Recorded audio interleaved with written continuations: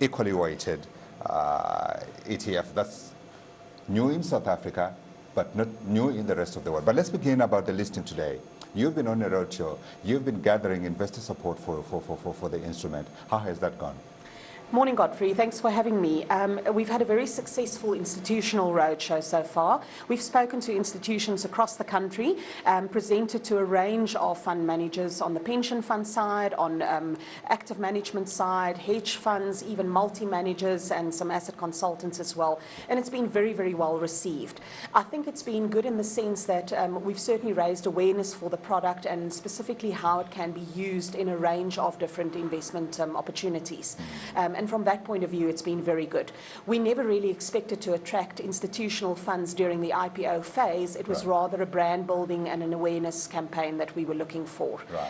In the second half of April, we will be running a retail roadshow around the country where we will be specifically presenting to retail investors. And so we're looking for a bit of a second wave during the second half of April when we do that. And how much did you raise in the first phase? We raised 33 million rand during our IPO phase. So we are listing today with a market cap of 33 million. Okay, that makes it a small cap and absolutely suitable for this whatever JSE. So who bought into the first roadshow? Into the first roadshow, it was a combination of seed capital and retail investors. But we also saw some small institutions coming in who've bought into the concept that this is a very good trading instrument on the one hand, but also a very good long-term investment product for a large range of investors, really. Where the equally weighted differentiates itself from the normal top 40 is that it gives you the same performance, but at a much lower risk. And this makes it very, very suitable for anything from the man on the street through to the large pension funds or certainly even the hedge funds. Let me give you a platform here, Nerina, for the benefit of someone who has not heard about this index. Can we just say what it is and how it's composed and what are the constituents that go into it? Okay, it's called the BettaBeta Equally Weighted Top 40 ETF because it's an exchange-traded fund that we launched today. What it is based on is the normal top 40 index that the market is quite familiar with. So it's the 40 largest blue chip companies listed on the Johannesburg Stock Exchange. So we select exactly the same 40 companies that the normal top 40 index has. The only difference that comes in is in how we weight them within this index. The normal top 40 index is weighted on market capitalization. So the largest companies carry the highest weight in this index. Anglo. Absolutely. So just between the two of them alone, they carry almost 30% of the top 40 index. And by the time you get to the top 5 companies, you're already at 50% of the market cap weight. So where one thinks that you're investing in 40 companies, it's probably only about 10 or 15 companies that really carry the weight of this index. And you neutralize this? We neutralize this by going equal weighting. So this is a very democratic index. It really is a one-man, one-vote index because once you've made the grade to be included in the top 40 index, we say we don't care about your size or your price or your sector or your color or your race or your creed or your religion. You get treated exactly equally. 2.5% your 2.5%, absolutely. 2.5% in each company. I say company because, of course, we've got 2 companies in the top 40 that actually have 2 lines of equity. So 2 constituencies, and those being Investec and Mondi, that both have a JSE listing and a London listing. So there's the PLC and the Limited.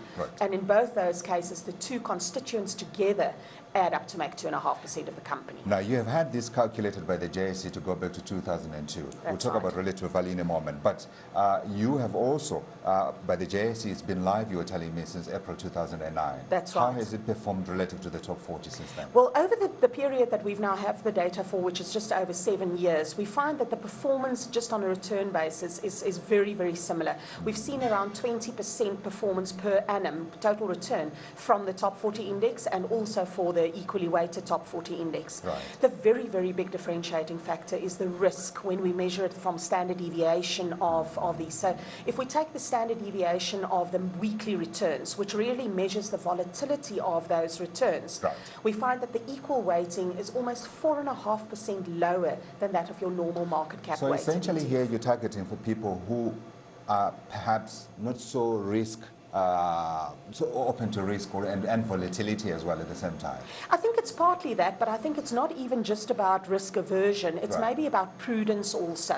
And it's also about providing you a better opportunity in your portfolio to take better active positions. Okay. What I mean with that is if you have got a very positive view on the likes of BHP Billiton or Anglo American, Yeah. if you already have the top 40 in your portfolio, it means you've already got 30% of those.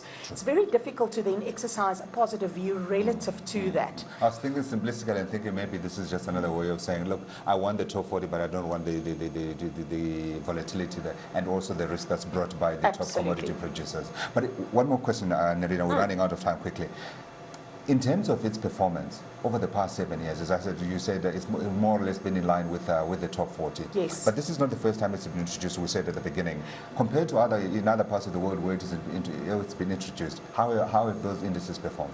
You know, equal weighting is actually a very well-established concept worldwide, and the original value line composite index has been around for almost 50 years. Yeah. ETFs on equally weighted indices have been around since 2003 in the US. Okay. In general, equal weighted indices have the same characteristics relative to market cap weighted indices, that they have the lower volatility, and they also give you the same sort of bias as small cap and value indices do.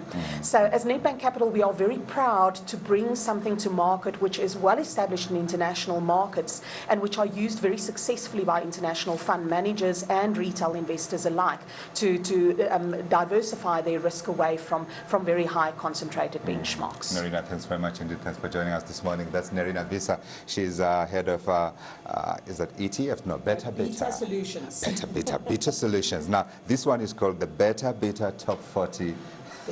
BettaBeta equally weighted top 40 ETF. It's a mouthful. It definitely is.